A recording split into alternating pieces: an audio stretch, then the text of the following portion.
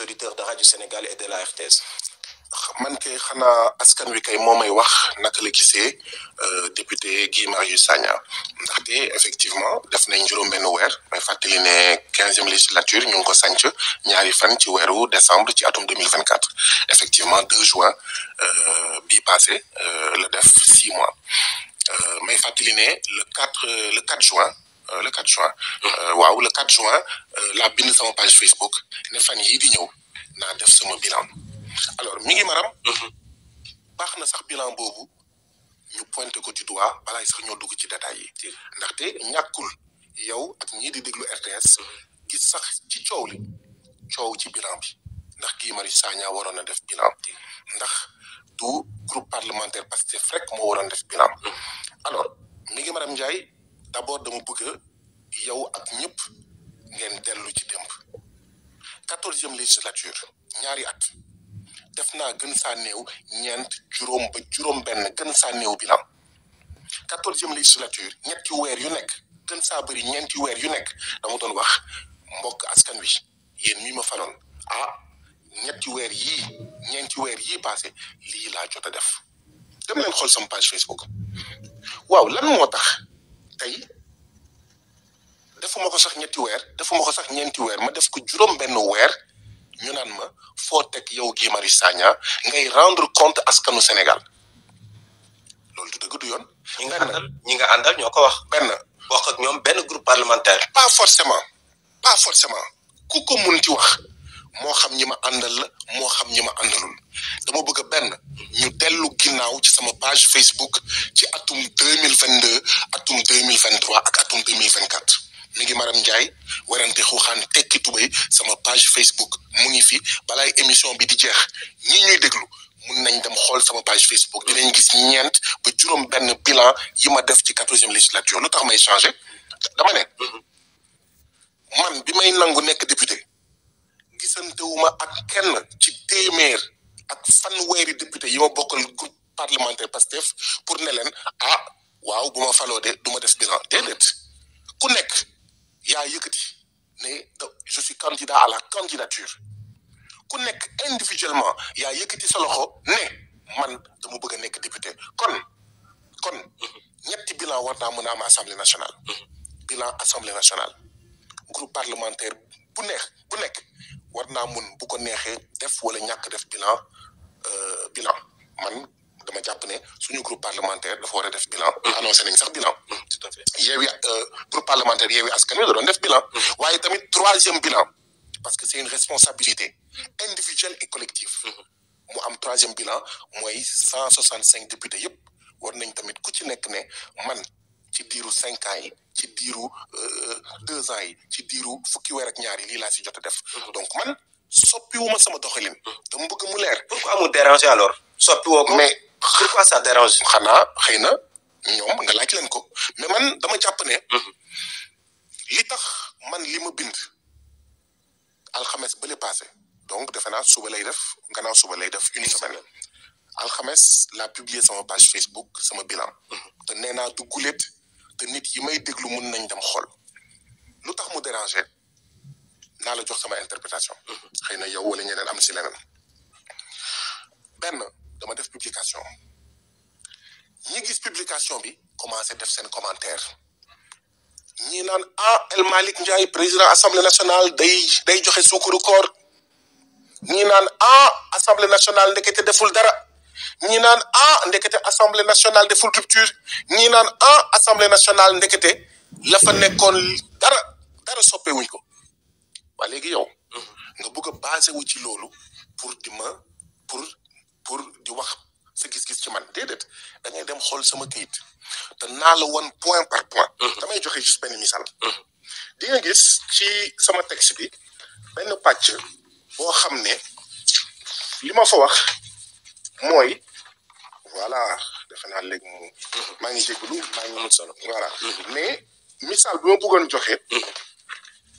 mooy voilà la distribution maa ngi wax ci sëpp bi ma defee sama bilan ba pare maa ngi bind ne war nañ wan ginnaaw ay jëfin yoo xam ne dëppoowul ak jubal jubanti ci gàttal ma bind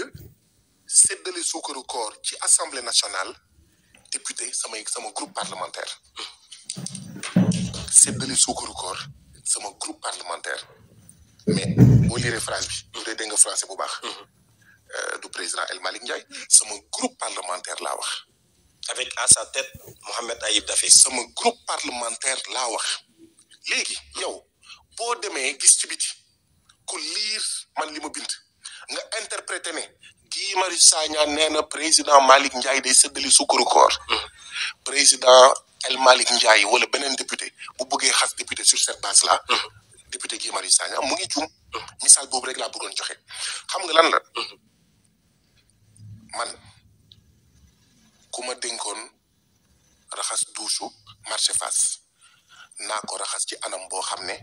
xëy na mën na am yeneen raxaskatu douche yi dinañ ma jébatu mi ngi maram nit bu rombee fii di tari alxuraan lu tax ñeneen ñi war si gis seen bopp naan kii dafa soof naan kii dafa bëgg a wane ne dafa dégg arab dafa jàng alxuraan man ku deful bilan personnel am man kenn musuma dégg ma critiqué la sa liberté la député bu jàpp ne député individuel warul def bilan personnel am moom la engagé ma respecté ko man dama jàpp ne oui député yëpp dañoo war a def seen bilan individuel groupe parlementaire def bilan wam assemblée nationale def bilan wam parce que ba léegi bokkul d'accord léegi nag oui ku ko deful man du ma la critiqué waaye man nag kenn du ma ko tere def rawatina ñenn ci ñi may critiqué tey ndax li ma def sama bilan gis nañ ne dama doon def sama bilan ñeenti yoon juróom-ñaari yoon juróom-ñetti yoon ci jamono 14e législature d'accord alors dañuy des ba tey si forme bi laataa ñuy dugg si fond bi parce que wax nga ko bilan bi nga xam ni def nga ko am nga vous êtes membre d'un parti politique bu ñu woowee parti Pastef ngeen am groupe parlementaire bi nga xam ni moom moo tënku si parti bi est-ce que ce débat là Guy Marius Sagna laataa mu koy fësal Sénégalais du ko jot posé nga ko en interne mi ngi madame Ndiaye loolu kay am nga ci tontu parce que yàlla def na dégg nga français xam nga dama publier benn coow li bëri ma toog ñaari fan wala ñetti fan ma xamatuma ma def beneen publication parce que bi coow li amee am na ay tomb yoo xam ne wane na ne ñenn ñi ñu ngi naan kii li ngay wax bu nekkee dëgg sax waroo koon a waxee ci biti